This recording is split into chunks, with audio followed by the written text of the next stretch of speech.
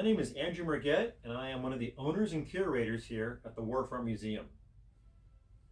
One of the things I want to highlight today is a very special item in our museum, and that's this Japanese flag.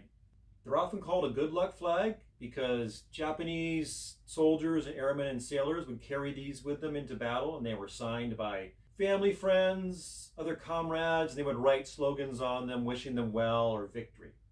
This particular flag was actually carried by a kamikaze pilot into battle. And it's a very fascinating story behind this. On December 13th, 1944, the cruiser USS Nashville was operating off the Philippines for the invasion of the Philippine Islands. And she was in the Sulu Sea. And about 3 o'clock in the afternoon, the fleet in which the USS Nashville was assigned to came under attack by Japanese aircraft. And this was early in the kamikaze tactics. They had just started around that time using kamikazes to attack American ships. And it was quite a surprise to the Americans. The aircraft that attacked them was a Val dive bomber. And it was spotted about 5,000 feet above. It made its approach. They thought it was going to hit the ship behind the USS Nashville. And then at the last second, the aircraft careened to the left and hit the port side of Nashville and broke up.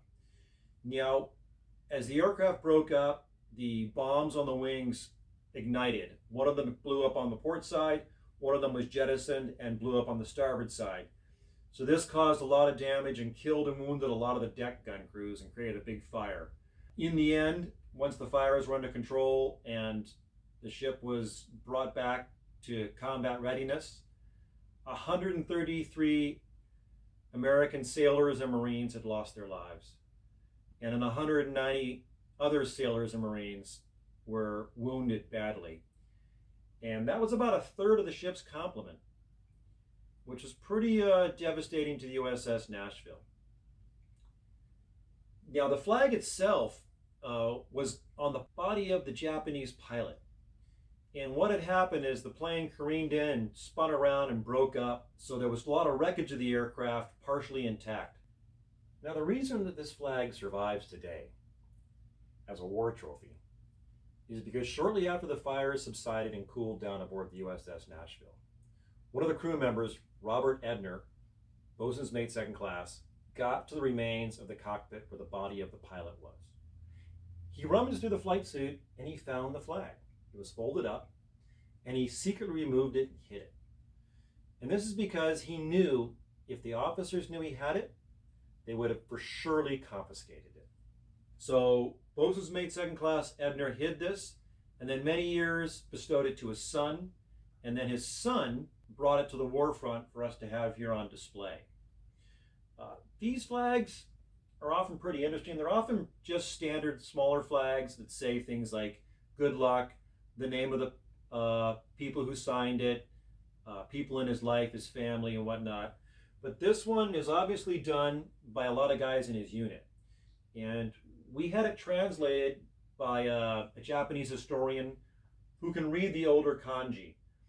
Oddly enough, a lot of the Japanese characters and writing is not easily read by people in Japan today. The written language has changed a little bit. So you'd have to know more of the old kanji to understand it. So one of the things it says is just good luck wish, come back, stand up brave man, Imperial Japanese Navy destroy US, UK, lone man, last flower, go Japanese boy, enemy US, UK destroy. Now it doesn't quite translate well but into the English language, but they would write these heroic and encouraging slogans on the flag. So what we're really proud about is that this is probably the only kamikaze flag that was recovered during the Second World War. Most of the aircraft careened into the ocean or exploded on impact. Now, sadly, after the flag was recovered, from what we've read, the remains of the Japanese pilot and the remains of the Japanese aircraft were pushed overboard into the ocean.